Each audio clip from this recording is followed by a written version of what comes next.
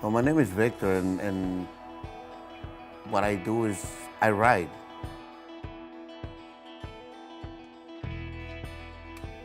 I work and I ride.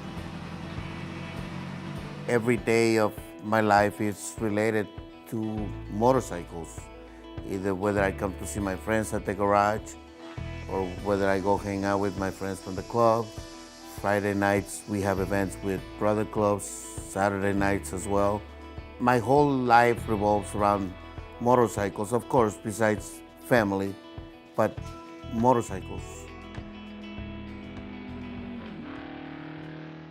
I joined the Pulaski Boys 2005.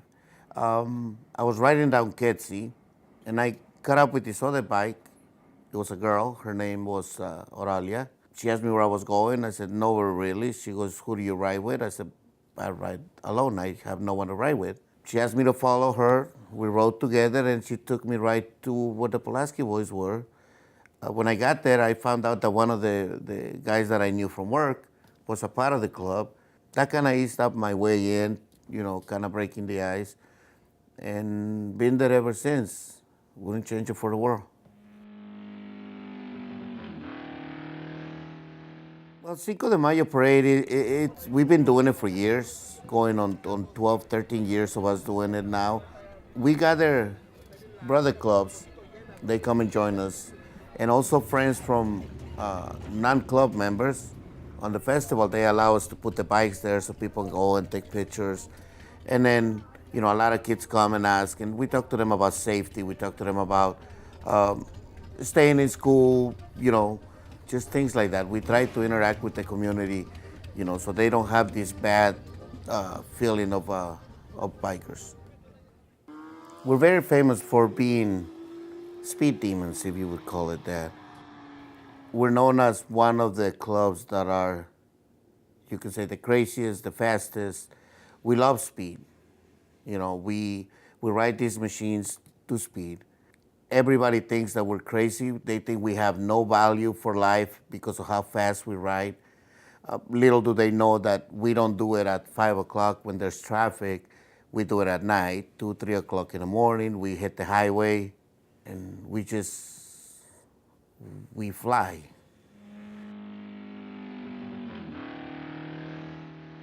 I actually had a couple of accidents. It was 2005. I came out of the house. I had no helmet. And as I came out, I was doing about 40. A drunk driver came out, went the wrong way. He was doing about 50 miles an hour, and he hit me head on. I flew right off the bike, about 15 feet up in the air. I landed on top of his car. I broke my shin completely. My whole left leg was just dangling. Threw me off the car. I landed on the ground. Luckily, there was 2 Chicago police officers about a half a block. They cut the guy, and the other officer called the ambulance. I have my skull shattered. All the bones up on this side are shattered. I was on a cast for about 8 months. It was not my fault, but ever since I've been wearing a helmet. Conflicts when I came to America. Language was the first one, of course. Me not knowing English, I knew hello, and as weird as it sounds, if you would say hi to me, I wouldn't know what you were saying. So that was a barrier to begin with, not knowing the language. So I started working at this pizza place. There was a young kid, white kid, who started to teach me English, I'm sorry.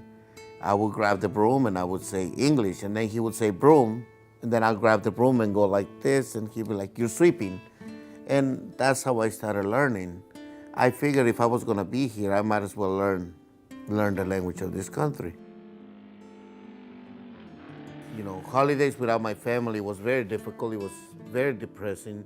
I would call and they would tell me that they were having all kinds of food and everybody was gathered together, and me just sitting in an apartment, it turns into drinking, trying to forget that all the people are there and you wish you were there. I don't know if I can call myself an alcoholic back then, but I would drink a lot every Friday until I got my bike. When I got my bike, it just automatically stopped. I stopped drinking because I knew that I had to be on my toes. In the club, we're all like family. We don't shake hands, we hug each other, and we help each other out. And if you need something and it's within my reach to help you, I will do it without thinking twice about it. I found a family before I had one of my own. I found a family in them, and I still have them, and they have me. And there's been a lot of times where I don't know what to do, where I'm just confused, and I can talk to my family or I can talk to my other family, and now I have a lot of people to reach out to for advice and for a hug, which I didn't get before. It made things better because I was no longer alone at Christmas. I was no longer alone on my birthday. It was just, it helped me suit through everything of my family not being here. My wife, we were together for a very long time. At that time, let's just say I was not being a good guy. And she came into my life and helped me out a lot. I guess if I never met her, I probably wouldn't be here. I'd probably be in jail. I'd probably be God knows where. We were coming back from Nebraska to Chicago, and I had a tire that blew out in the car. I put the spare. We drove to the next town. I believe we were in Marengo, Iowa. And when I pulled up into the exit, there was a gas station with a garage in the back and a little diner. And she got out with the kids, went into the diner while I went around to get a new tire for the car. When I got into the garage, I asked the guy, I said, do you have this size of a tire? He said, no, we don't. And as I was inside the shop, I looked and I saw the tire that my car needed. And I said, you know what, that's the size that I need. And the guy goes, well, those are for somebody else. Let me call the owner and see if I can sell it to you. I said, okay. So the guy went inside, came back out, and he said, we can sell it to you, but it's going to cost you $300. And it was a $78 tire. Thank God I had the money. So I told him, well, that's fine. I mean, what are you going to do? Well, there was nothing else that I can do. I told him to go ahead and put it in the car and let me know when it was ready. I had to pay maybe 3-4 times the amount of the tire, of what it was worth. I went into the diner where they were eating breakfast at the time. Everybody just looked at me. Everybody was white. They were treating them so nicely when I wasn't sitting with them, and everybody was giving them dirty looks, which they didn't do when they first walked in. So,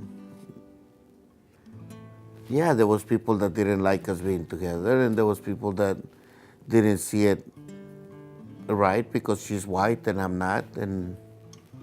But for us, it didn't matter. We walked out of that place and never went back.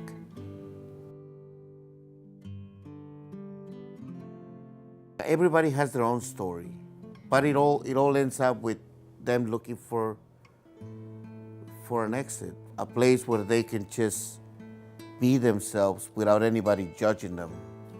You know, it doesn't matter that you're fat, you're skinny, you're old, you're young. Everybody, the 18-year-old goes and gives the same hug to the 60-year-old, to the 40, to the 30, to the 20-year-old.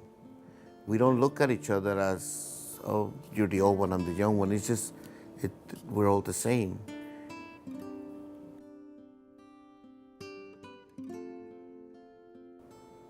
Writing it's difficult to explain. It's just, a completely different feeling.